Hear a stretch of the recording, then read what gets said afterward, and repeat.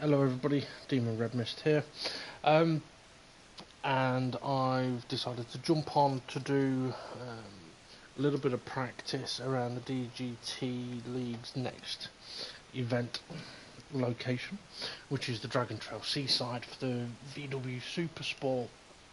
I've done a handful of laps already a few days ago. Now, I'm not necessarily going to do this as a guide, although I kind of am. Excuse me.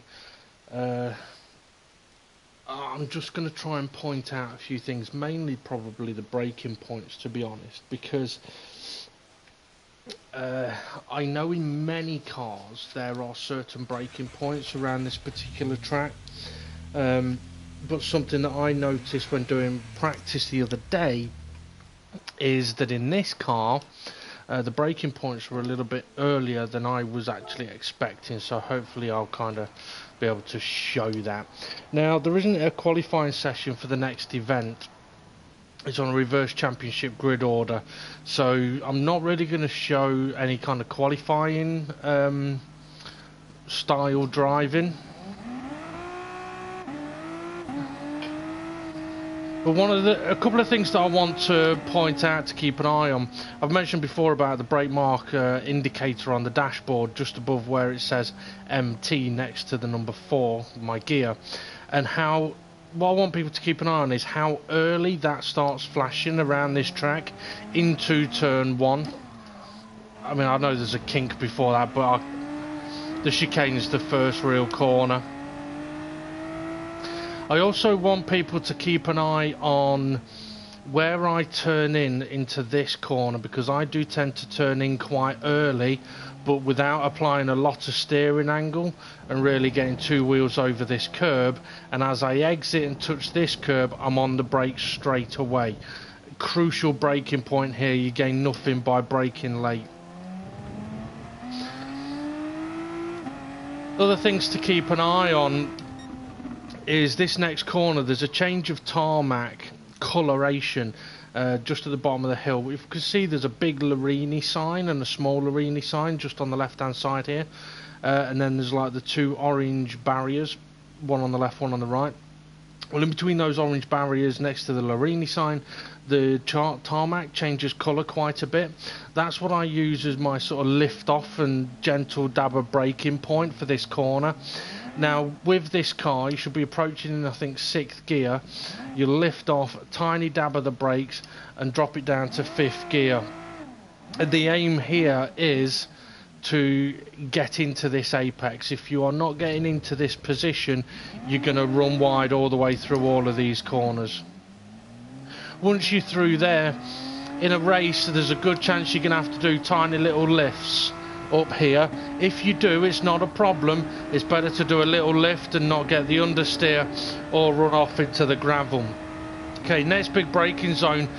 Here is another place to keep an eye on where the brake marker tells you to brake, and where I'm going to tell you to brake, and what gear to go through this corner in. Okay, I know a couple of people do still struggle with the bus stop chicane here. So I'll tell you what I told Gary the other day. So the first bit and the second bit are flat out, but just in front of us now is a curb on the right hand side. If you use this curb as your marker, your indicator basically of what to do, when to do it. So you can do this in a lot of cars, to be honest, unless there's a car that can go through here flat out. What I'm about to teach you now, you can use in any car around here and it'll help. Okay, so at the start of this curb, lift off the throttle. At the end of this curb, turn in. So you start your turning in at the end of the curb. Now, if the lift off of the throttle is not enough to slow you down and get through these corners, then when you lift off the throttle, gentle dab of brake, and potentially a downshift. I can't remember if I downshift in this car, but actually, if you're in trouble, yes, downshift, but if you're not, it should be okay in 6th gear. But lift and turn at the start and end of the curbs, you'll find helps, because once you've actually turned in towards this corner, the aim is to be fully on the throttle before you hit this apex and commit to this second one. Okay, up to the last braking zone. Now, there's a few different lines that people seem to like to take, but I mean, I've got my preferred line, so I will mention that. But again, when I was practicing a couple of days ago, I did notice that the brake marker flashes very, very early for this corner. It's around about 150 meters. Now, in many cars, I tend to brake at 100 meters for this corner. However, this car's strong point is not its brakes. So I am finding that braking just before the curb, so about here, about 110 meters, and braking hard, keeping the car in a straight line and getting it down to 4th gear, off the brakes, turn in, and then down to 3rd gear to tuck the front end in. And now here, this point, so many people make a simple error, which is to get on the throttle too soon, and they're either on and off, on and off, on and off the throttle, or they get on the throttle too soon, too hard, see that they're starting to understeer and run wide, and then they're having to get out of it. Now, it'd be very easy to blame the car for the understeer, but in actual fact, it's people getting on the throttle too soon. If you wait that little bit longer before you get on the power, you'll find that you can go full throttle and come off the steering. Well, hopefully I'll be able to show a bit of that. Okay, the tyres are cold, but let's go and do a few laps. Now, personally, for the kink, I like to stay nice and left and try and use as little amount of steering angle as possible to get through the kink. Now, look at the brake marker, see, it's flashing at about 200 meters.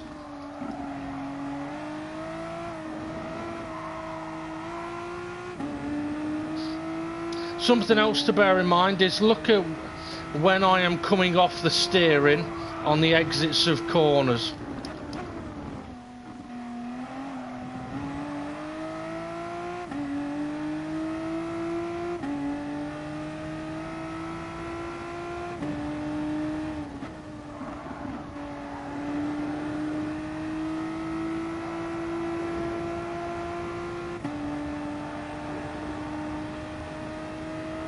Okay, once again, have a look at how early the brake indicator flashes. 200 meters.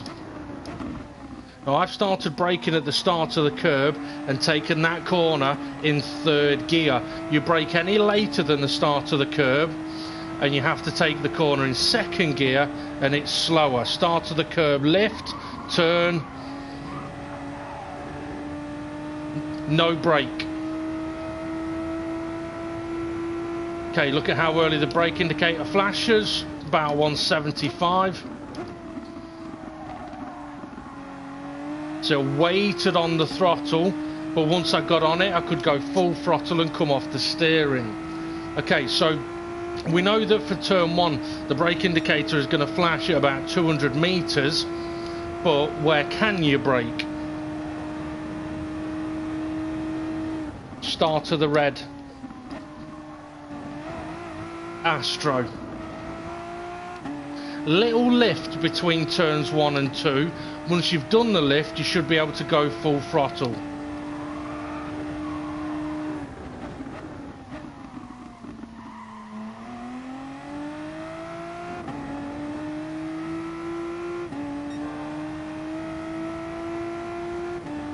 Change your tarmac colour, gentle dab of brakes, let the car get into the curb before going back on the power. Gonna run a little wide here, gonna have to do a little lift. If I hadn't, I'd have been in the gravel. Okay, brake indicator's gonna flash about 200, 175. Brake just before the start of the curb, get it down to 3rd gear, let the car get around the corner a little bit before you can go full throttle. Okay, as I said, start of the curb, we lift, end of the curb, we turn, and we can be fully on the throttle.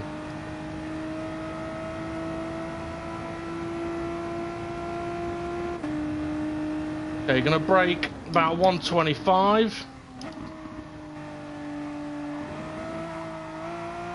Had to come off the throttle then because I went on it too soon. But because I spotted it straight away, I've not lost out too much.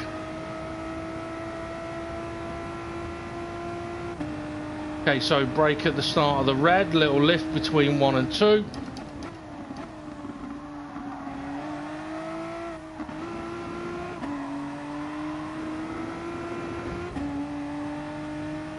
Okay, flat out here. As soon as we touched the curb on the left, on the brakes, went too wide. And that's the risk if you go flat out and you fuck it up. Admittedly, in the race situation, I do tend to give it a little bit of a lift on that right-hander just for safety, so that that doesn't happen. But it can be done flat out.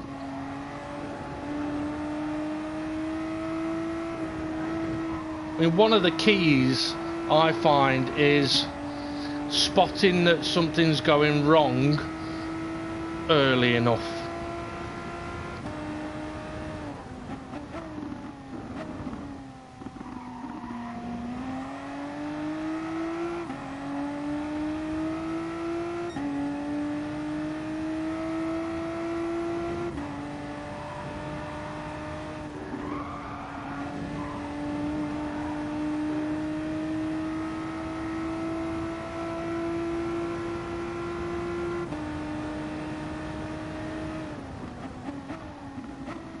Now what I'm going to do here is I'm going to do a lap trying to brake at what would be the normal braking points for me in most cars around this track.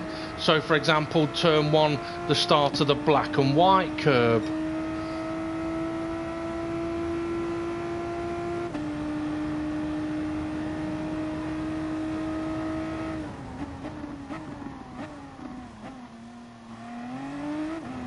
You see, I had to keep going in a straight line.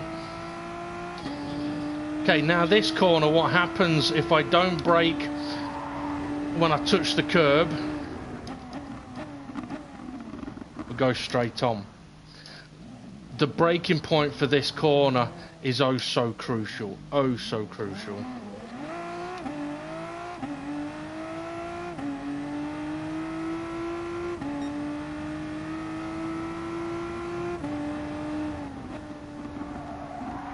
Okay, what I'm going to do now, down the hill, I'm going to brake as close to the 100 metre mark as I can. I might still make the corner, but it'll be slow. Okay, 100 metres, you got no hope. 150 is going to be touch and go. I'll try that on the next lap. Okay, let's see what happens if I don't lift here.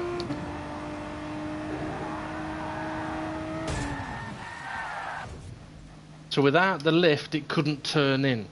And that's why the lift is crucial. So that's why it's very handy to have a specific spot where you do the lift and do the turn. Okay, let's brake at the curb.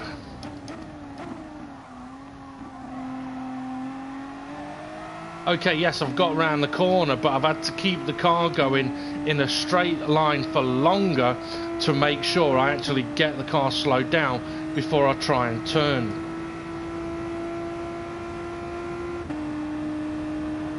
Okay, let's try this again then at the start of the curb. Nowhere near the apex. I've now got to lift off a lot because that corner's now tighter.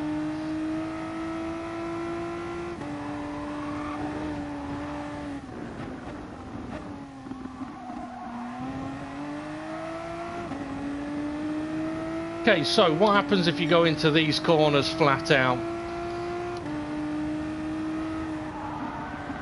Well, I lifted, but I lifted so late.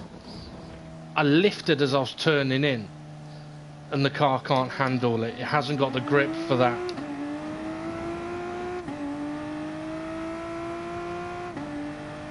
Okay, I'm not going as fast down here as I would be on a normal lap, but I'm going to brake, let's see, 150 metres.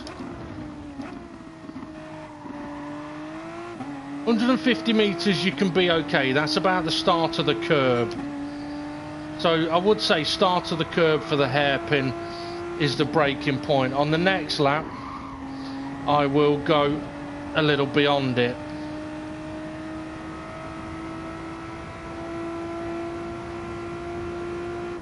Now into this corner on the last lap, I didn't turn when I was braking. On that occasion I did, and what resulted was a lot of tyre squeal and the car being sideways. So if you know that you've braked too late, you're better off keeping the car in a straight line for longer. So for example, up here, if I brake at the start of the curb but keep the car in a straight line, I've managed to keep on the track. I'm slow, but I'm on the track and I haven't destroyed the tyres. On the next lap, I'll brake at the same point, but I'll turn.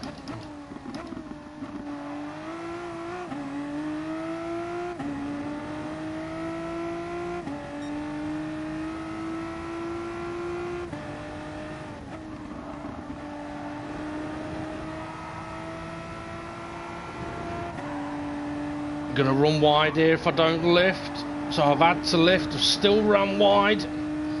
Needed to lift more. Okay, this time I'm gonna brake just beyond the 150.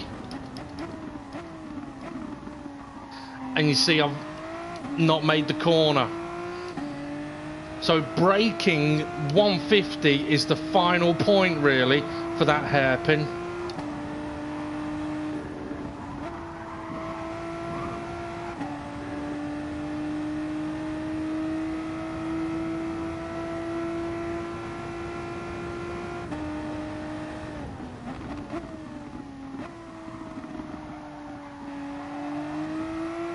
Okay, so turn one, as I mentioned on the last lap, I braked in a straight line.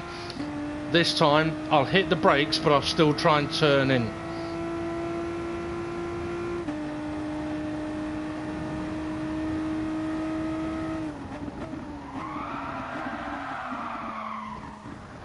Loads of tyre squeal, killed the tyres, and I'm off the track just because I turned. So if you do brake late, okay, if you have to take evasive action, take evasive action. But if you do brake late and you know you're going to go deep a little bit, if there's no cars there, stay going in a straight line, you'll slow down faster.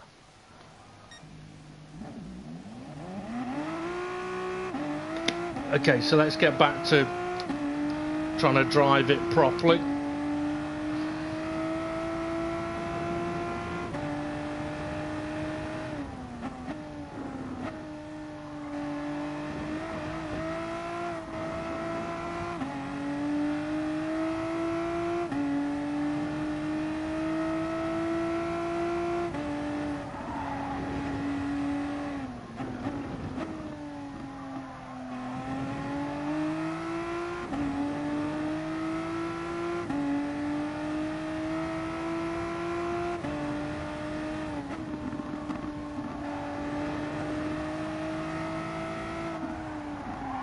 Just looking at my headset.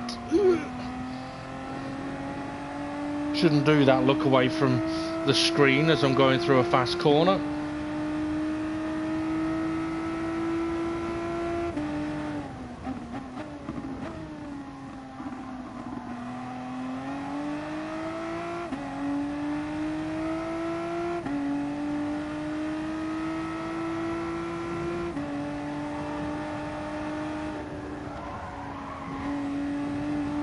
Now, one of the benefits of doing that chicane in the way that I am doing, lift at the start of the curb, turning at the end of the curb, instantly I tend to know if I'm going too fast or I've turned too much, and I can react to it. If I'm going too fast and I'm going to understeer, while I'm off the throttle I can knock it down to 5th gear to allow it to turn in more. If I feel I've turned in too soon or too tight, I know I can just come off the steering a little bit.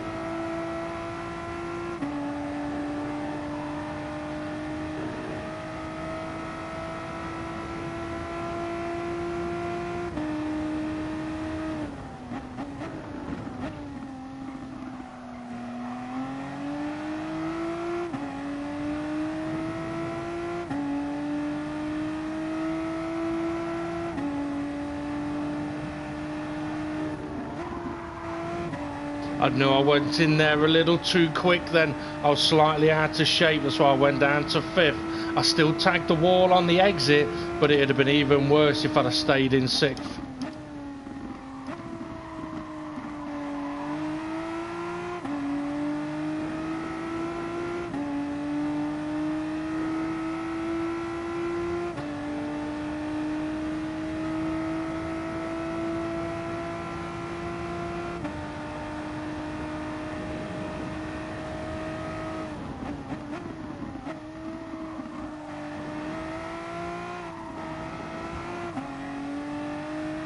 A little slow out of there.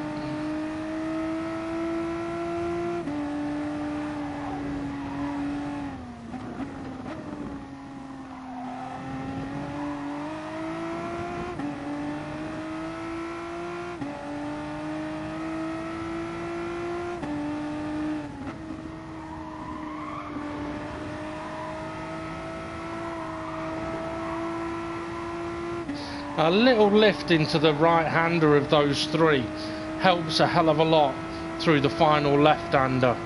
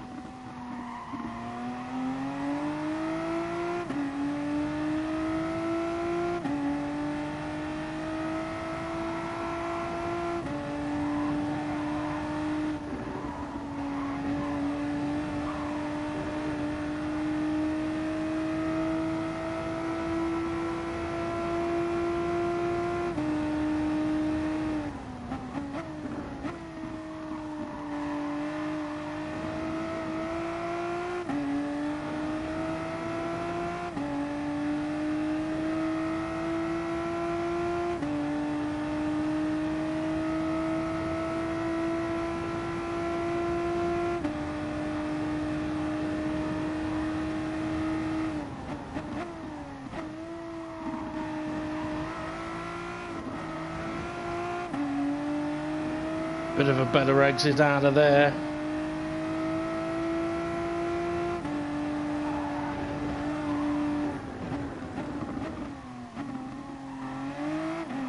That was not a good exit of the fast right-hander. I was a little late getting on the brakes and I had to be on the brakes hard to get it slowed down, even using 2nd gear.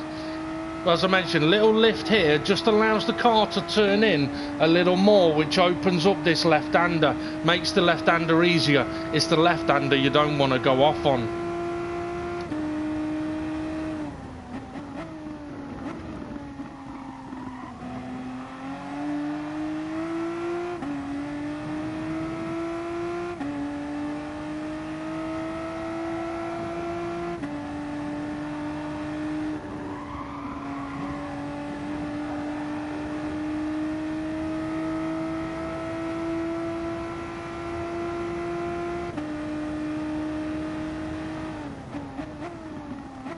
Braked a little late, I've had to keep it straighter for a little longer.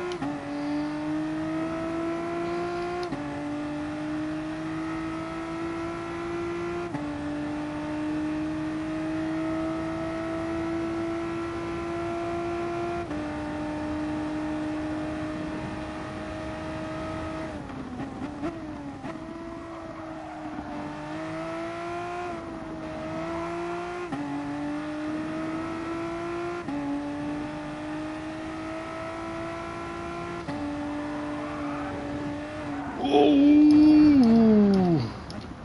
I kept it flat out through the right-hand kink. I think I'd have been better lifting, but I was also thinking I've worked out what I'm using as my turning point for the fast right-hander there, because to be honest there isn't a mark or anything that I'm going on. I tell you what, before I actually tell you what it is, if you've been watching and you've been able to work out what it is that I am using as the turn-in point, feel free to comment on it. I know what I'm using now. I can't say I'd noticed that that's what I was using, but now I have noticed what it is.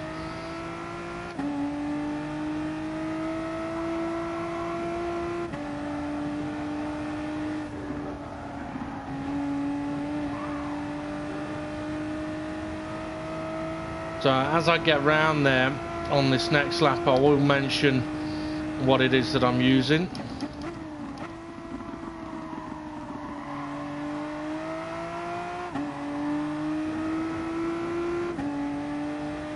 So I lost a lot of time on that lap, obviously. 4 seconds.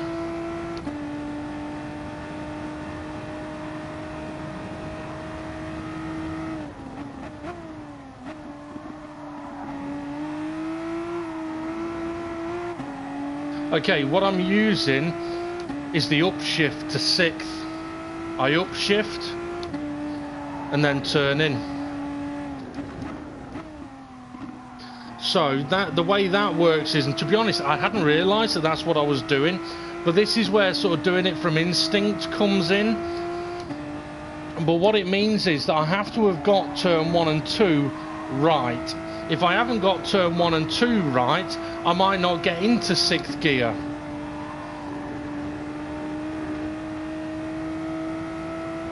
So basically I don't have to worry too much about what I'm doing into the fast right-hander, because it is automatic.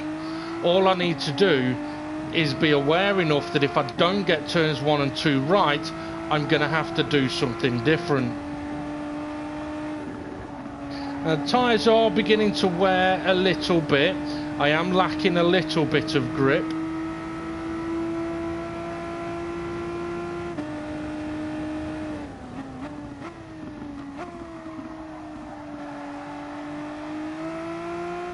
But I think I should still be able to get into the 136s.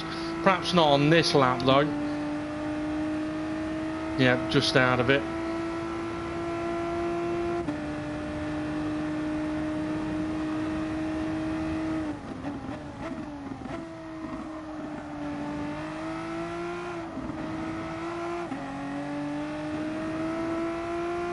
So wait for the up to 6th.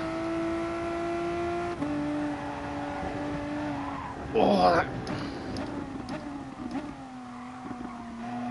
okay, got to be careful about how much of that curb I'm taking. Hitting it in a certain way is unbalancing the car.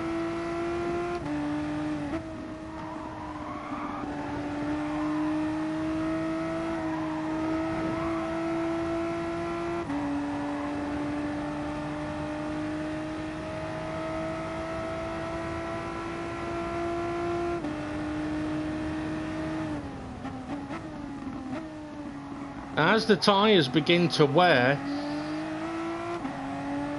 obviously I'm already kind of on the limit for many of the braking points.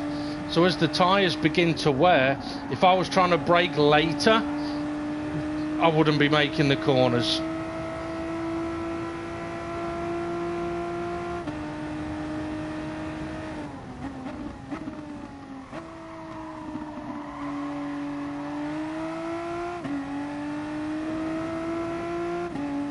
This is going to be about a 37.6 or a 38.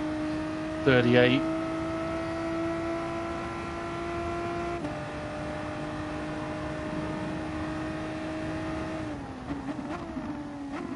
Interestingly though, like I said, I wasn't really thinking about what I was doing down at these next 2 corners. As soon as I've actually been thinking about it, I've been making errors.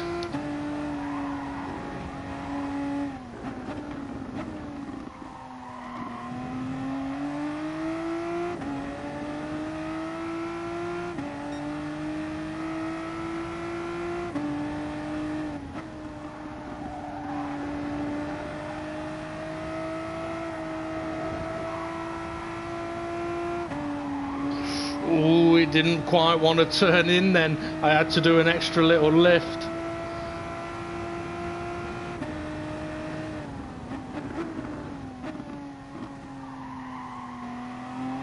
So I tell you what, in the hairpin, I can really tell the front grip is starting to go. So I may have to stay on the brakes a little bit longer. And that's what I was on about. With lifting at the start of the curb and turning in at the end of the curb, instantly I found I didn't have the grip I needed. but I was able to knock it down to 5th gear to get the extra bit of turn in. Okay, so the tyres are suffering a little bit now. So it would be easy to say, well, you know what, I'll pit and get a fresh set of tyres. But what I want to show is there anything else that I can do to keep going at a decent pace? Well, the answer is yes, really. Just brake a touch earlier, because the rear tyres are fine. So all I need to do is help the car on that initial turn in the corners.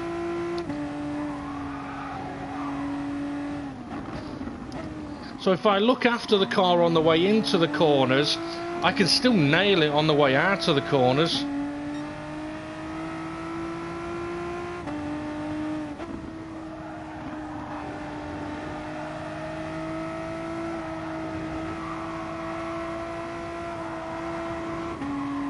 So the tyres are struggling through there. I lost what, 4 tenths in the first sector. I reckon I've lost another 4 tenths there.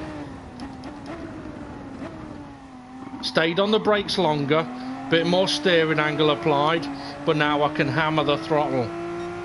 Yeah, lost another 4 tenths. But that to me is acceptable as a tyre wear. Oh, didn't react quick enough, I was too busy talking. But yeah, 4 tenths loss in each sector after 8 laps, I'd probably say that'd be a fair level of rate of loss for the tyres. Admittedly though, I don't think that this would be a one-stop race. Because of the nature of this track, with the fast right-hander that's coming up in a couple of corners, and then the fast 3 corners, and the bus stop, and the final corner. As the tyres do get a little older, when you've been on them 15 minutes, those next 5 minutes are not very nice.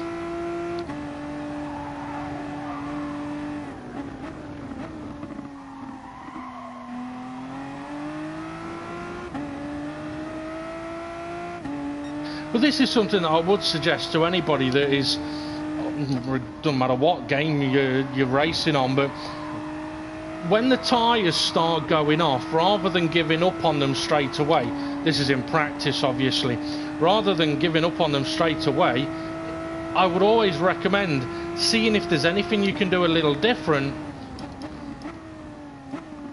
that would allow you to keep going. Because if you find that there is, then maybe there was something you could have done a little bit different in the laps before they went off to make them last a little bit longer. So now, for example, I know I haven't got the grip through that bus stop chicane. I'm probably going to have to knock it down to 5th gear on every run through there on worn tyres to get the extra benefit of turning. I might have to wait a little longer before I get on the throttle around the final corner here. And we're back into the 37s.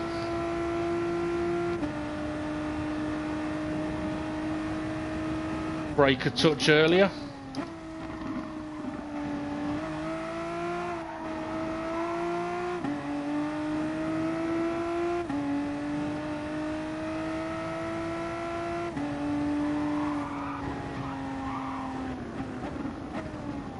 Now, interestingly, I hit the nasty piece of curb, but I was off the throttle. When I'm on throttle is when it gets evil.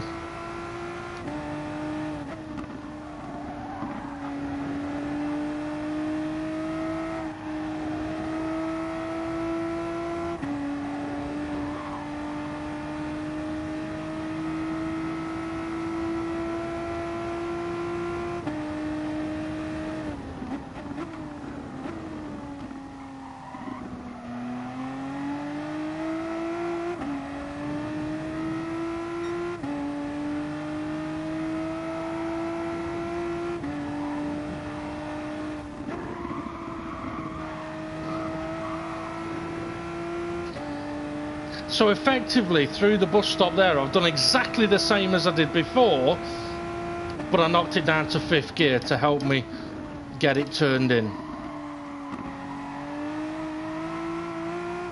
Okay, now the front is really starting to struggle. And this may be a high 37, maybe even a 38. Yeah, it's a 38. A lot of time loss on that lap.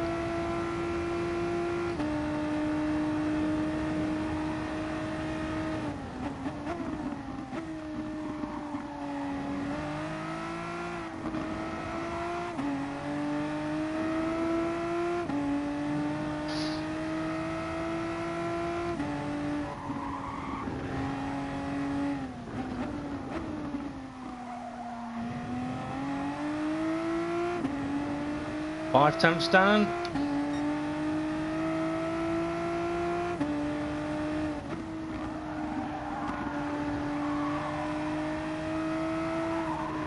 Not got the grip here.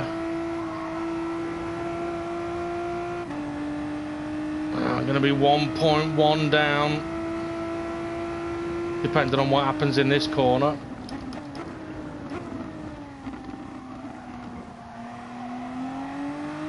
.3.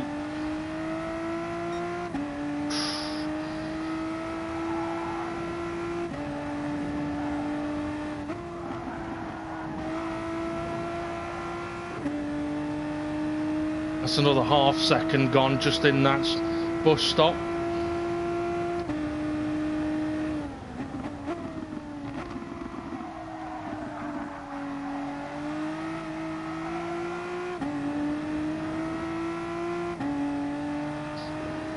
.9 overall loss.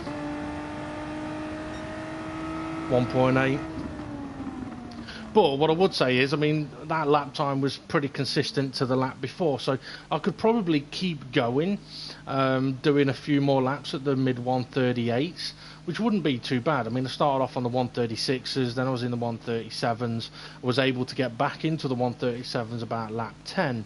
So let's see, 10 laps is going to be about 13 minutes. I reckon it's going to be a two-stop race as the fastest way, which would be pitting at about 13 minutes. So, yeah, I reckon these tyres would be all right. But if you hammer them too hard, I mean, as I showed, yes, you can brake at the start of the black and white curb for turn 1, and you can technically stay on the track. But if you do that at every corner, for every lap, your tyres aren't going to last, and not only that, you'll hit cars in front of you. So I would definitely say that with this car, its braking is not the best. That's not its best ability. Its best ability is actually its grip in the corners and its traction out of the corners. So I'm not going to say, I know I've mentioned it before, but I'm not going to say brake early in this car. I'm saying the braking point for this car is earlier than you might think it is. Okay? Because even though I was braking at the start of the red AstroTurf for turn 1, after 7-8 minutes I had to start braking a little early.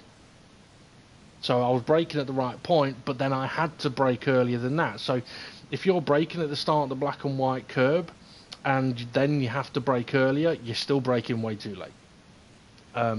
So yeah. Interesting car though around that track. Very nice to drive, and you can be very smooth with it. I mean, hopefully while I was doing those laps there, for anyone watching it, you'll notice that I was trying to position the car in the same position every lap at all times. That's how you get the automatic side of it coming in, and not having to think too much about what you're doing. Anyway, right, I think that's just about me done for that. So what I'm going to do, just as a little treat to myself, is go and do, I think I'll go and do a lap of the Nordschleife in a certain car, just for the, I'm going to say just for the fun of it, but it might not be much fun. But I have been driving a certain car or class of car more and more recently. I do like them. I love them. And that's these old boys. Now this Nissan, I drove it a couple of days ago and it was absolutely brilliant, although I may have driven it with balance of performance on. At the moment it's currently sitting at like 900 brake horse, and I don't quite think I'm going to want that.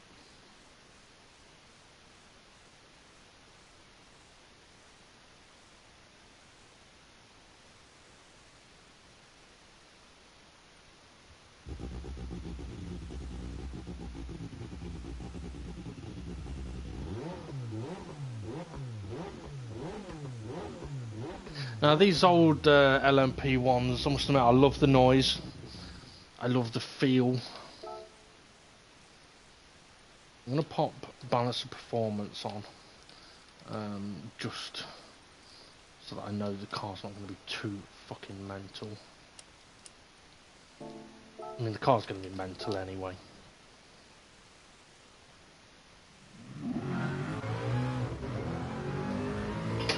Now I've not driven this car around this track. It's going to take me a few corners to work out what it's going to do.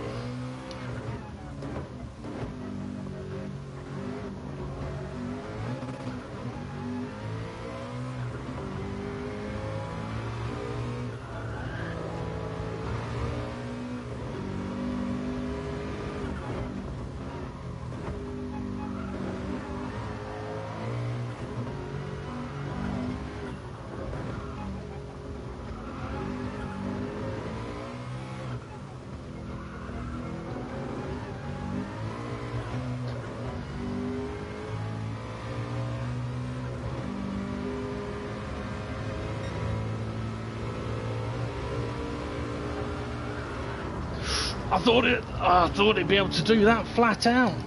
It might be able to, but I might have to turn in a bit earlier.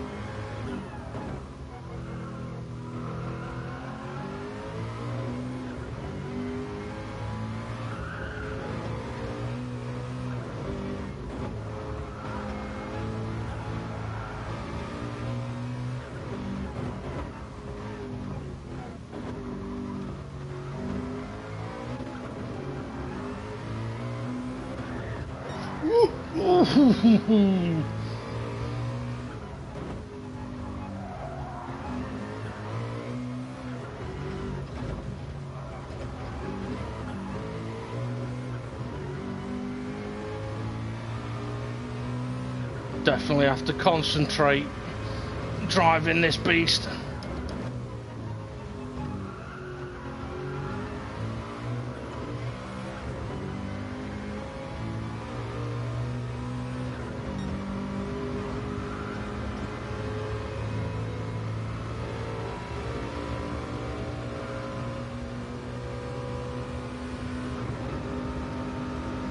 I'm not entirely sure what this car's going to be capable of.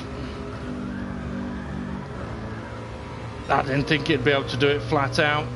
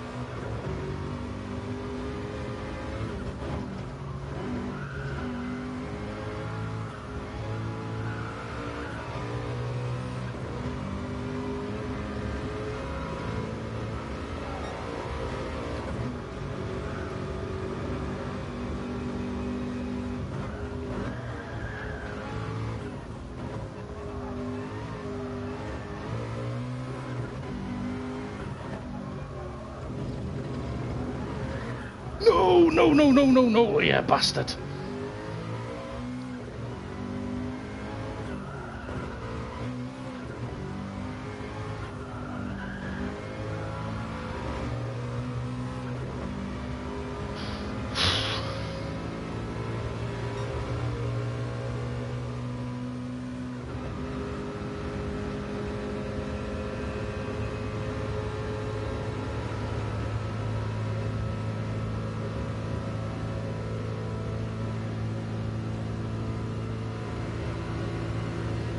I'm not hitting a great top speed, but that's because this is obviously set for doing quite a bit faster.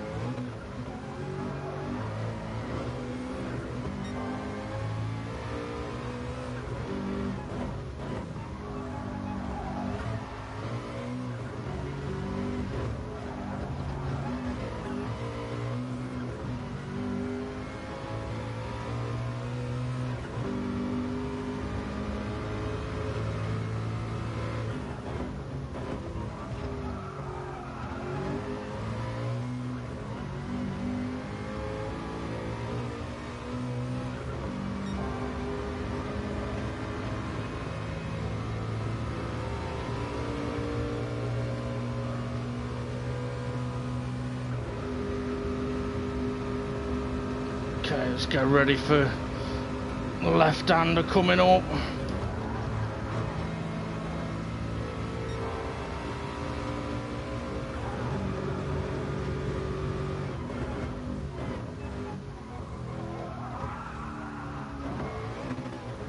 Ah, just needed to stay in second and go a bit slower there.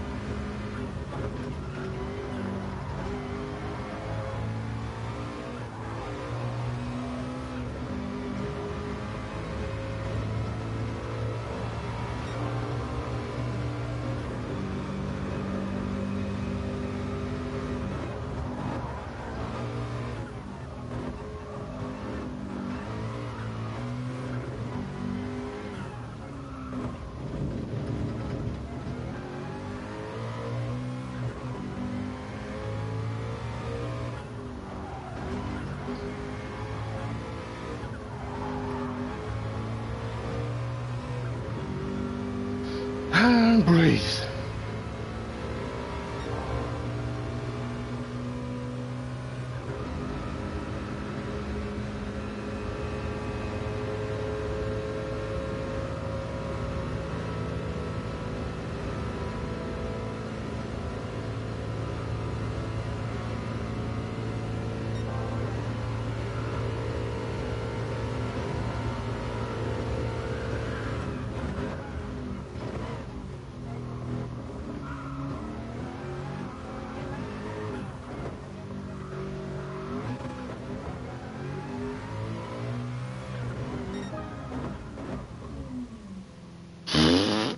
Well, that was fucking intense. I'm just going to take a picture of that lap time there and send it to the DGT drivers. I must admit, I love it when a car like that is very, very drivable, but requires my full concentration.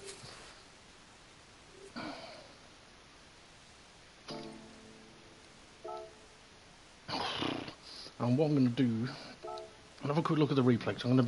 The replay is going to be the last part of the footage, the last stream I'm going to do. But I'm going to skip to the start of the second lap.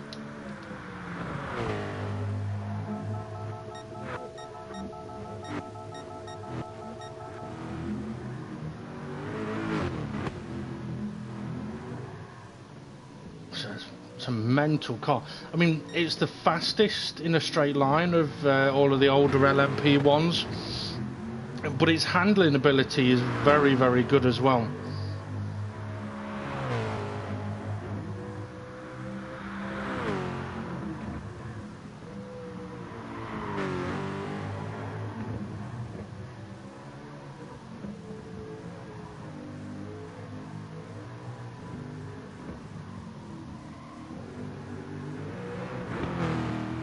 So bear in mind as well, I've not touched any of the actual car setup either.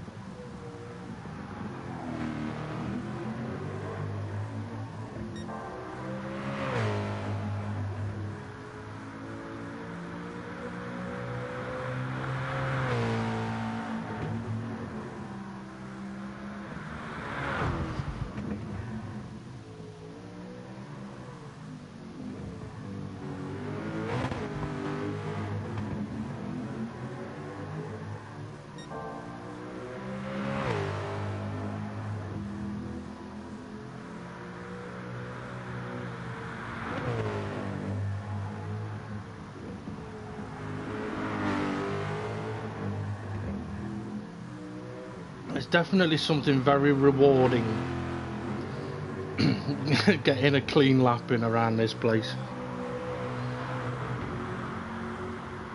Although actually I think I did get a bit too much over one curb just after the Big Dipper.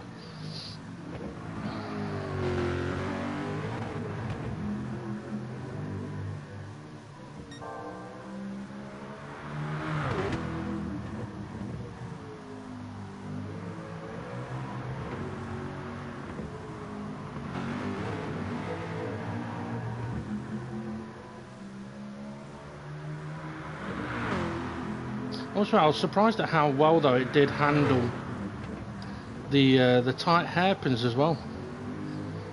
Some of the cars are very twitchy on the exits of the corners, but I mean, to be fair, first gear is quite short in this car, so I tried to avoid using it, otherwise just bounce off the limiter. Whereas other cars, first gear is more usable, but that's where a lot of sideways action can come in.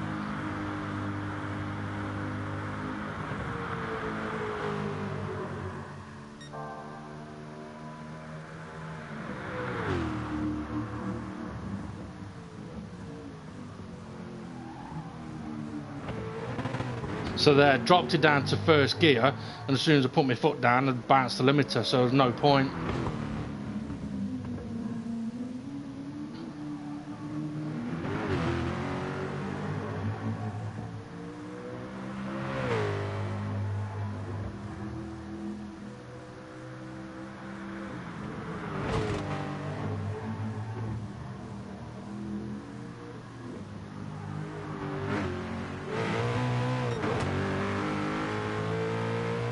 Now, we're into the lifts and shifts section that I call it.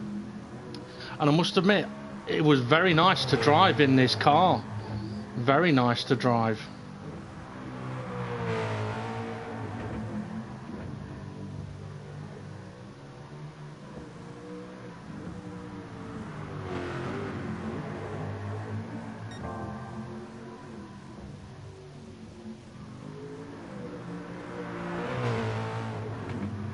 Okay, so into the... No, that's not the Big Dipper. Big Dipper's coming soon.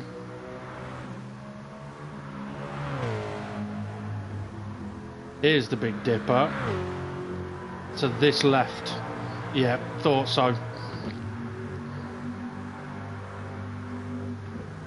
No, not a completely clean lap.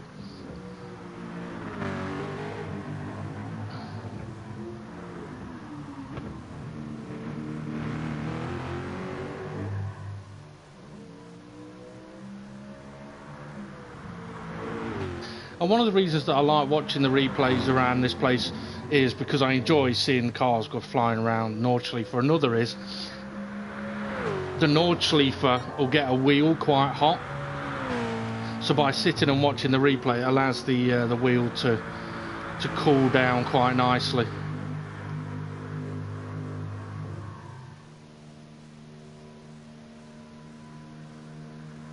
I know this car's capable of doing 240 mile an hour all on its own, so my fifth gear is a little long really, but I don't mind that.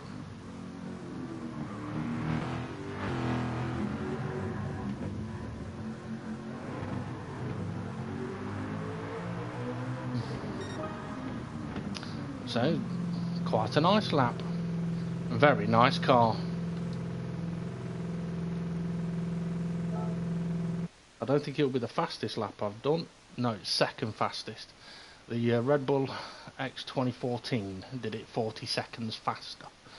But still, that is a brilliant car around that track. Now, at some point, I might take some of the other LMP ones, the older ones, around there, but not today. So that's going to be all from me today, folks. Have a good one, and I will see you all again soon.